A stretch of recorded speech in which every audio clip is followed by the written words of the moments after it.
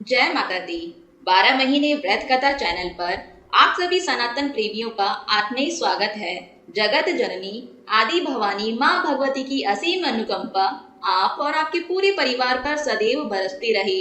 प्रिय श्रोताओं, आज से पावन गुप्त नवरात्रि का शुभारंभ हो रहा है।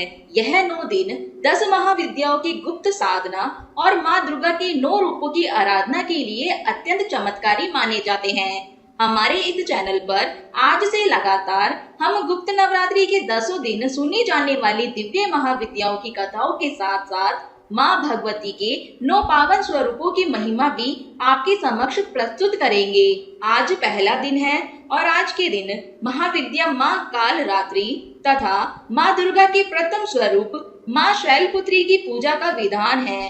तो आइए पूरी श्रद्धा के साथ सबसे पहले सुनते हैं माँ कालरात्रि की अलौकिक कथा। उसके बाद श्रवण करेंगे माँ शैलपुत्री की पावन कथा और अंत में सुनेंगे माँ वैष्णो देवी की महिमा को। आइए शुरू करते हैं। पौराणिक आख्यानों के अनुसार एक समय दारुक नाम के महाबली असुर ने ब्रह्मा जी को अपनी घोर तपस्या से प्रसन्न कर एक ऐसा वरदान प्राप्त कर लिया जिससे वह अजय हो गया। अहंकार में चूर होकर उसने ऋषियों, ब्राह्मणों और निर्दोष देवताओं पर अत्याचार करना शुरू कर दिया और अंततः स्वर्ग लोक पर अपना आधिपत्य जमा लिया। त्राही त्राही करते हुए सभी देवता ब्रह्मा जी और भगवान विष्णु की शरण में पहुँचे। जब विधाता ब्रह्मा जी ने देवताओं को स्मरण कराया कि इस दुष्ट राक्षस का संहार केवल एक स्त्री के हाथों ही संभव है, यह जानकर सभी देवगण महादेव की शरण में कैलाश पहुँचे। देवताओं की व्यथा सुनकर भगवान शिव ने माता पार्वती की ओर देखा। माँ पार्वती मंद मंद मुस्कुराई और उन्होंने संसार के कल्याण के लिए अपने तेज का एक अंश महादेव के भीतर प्रवाहित कर दिया। वह अंश भगवान शिव के कंठ में स्थित विष के प्रभाव से मिलकर अत्यंत सघन और शक्तिशाली हो गया। इसके बाद जैसे ही महादेव ने अपना तीसरा नेत्र खोला, उनके उस दिव्य नेत्र से अत्यंत विकराल, भयंकर और ब्रह्मांड को कंपा देने वाली माँ काली प्रकट हुई। माँ काली के ललाट पर तीसरा नेत्र और मस्तक पर चंद्र रेखा सुशोभित थी। उनके इस रौद्र रूप को देखकर स्वयं देवता और सिद्ध पुरुष भी भयभीत हो गए।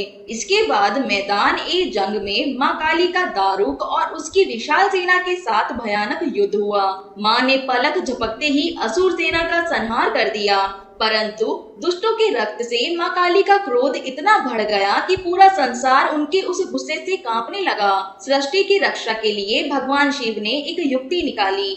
उन्होंने एक छोटे बालक का रूप धारण किया और शमशान में लेटकर जोर जोर से रोने लगे। जैसे ही माँ काली की दृष्टि उस सुंदर रोते हुए बालक पर पड़ी, उसका मातृत्व जाग उठा। वह वात्सल्य भाव से मोहित हो गई और बालक को गोद में उठाकर स्तनपान कराने लगी, जिससे उनका क्रोध शांत हो गया। शास्त्रों के अनुसार जो भी भक्त गुप्त नवरात्रि में माँ काली या काल रात्रि की साधना करता है, उस पर किसी भी प्रकार की नकारात्मक ऊर्जा, तंत्र मंत्र या आसुरी शक्ति का प्रभाव नहीं पड़ता। वे अपने भक्तों को रूप, यक्ष, विजय और अकाल मृत्यु से मुक्ति प्रदान करती है। चूंकि माँ ने चंड मुंड का वध किया था, इसीलिए इन्हें चामुंडा भी कहा जाता है। माँ के हाथों में खड़ग, त्रिशूल और असुर का कटा सिर सुशोभित है। आइए पूजा की संक्षिप्त विधि को जानते हैं। आज के दिन ब्रह्म मुहूर्त में उठकर स्नान के बाद लाल रंग के आसन पर बैठे, घट स्थापना करे, कलश पर नारियल रखे और माँ की प्रतिमा स्थापित करे। माँ को रोली का तिलक लगाए, लाल पुष्प, फल और उनकी प्रिय वस्तु गुड़ और अनार का भोग लगाए। इसके बाद पूरी श्रद्धा से ओम ऐं ह्रीं क्लीं चामुंडाय विच्चे मंत्र का जाप करें। आइए श्रोताओं, अब हम श्रवण करते हैं माँ भगवती के प्रथम स्वरूप माँ शैलपुत्री की पावन कथा का।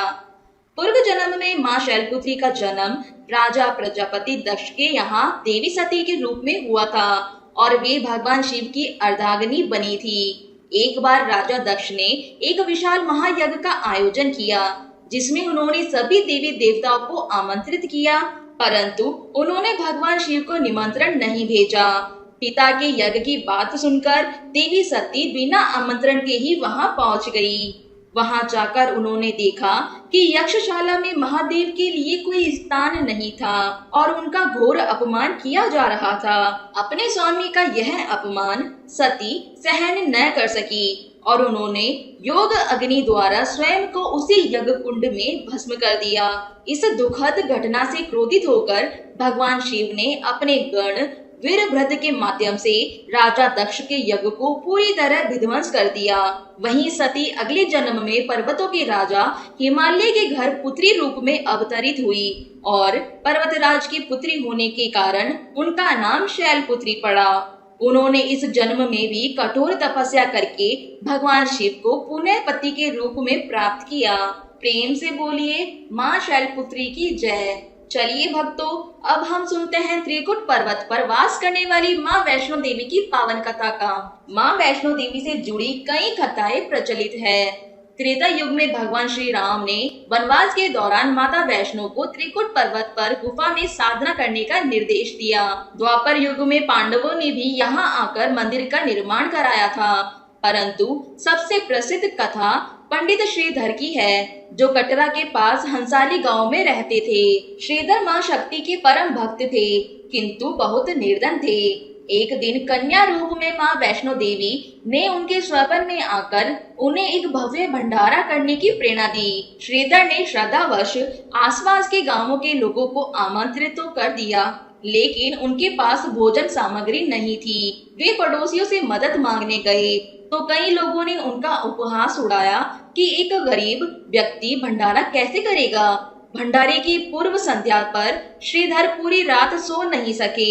चिंता के मारे उनकी आंखें नम थी। सुबह उठकर उन्होंने सब कुछ माता के भरोसे छोड़ दिया और अपनी कुटिया के बाहर पूजा में लीन हो गए।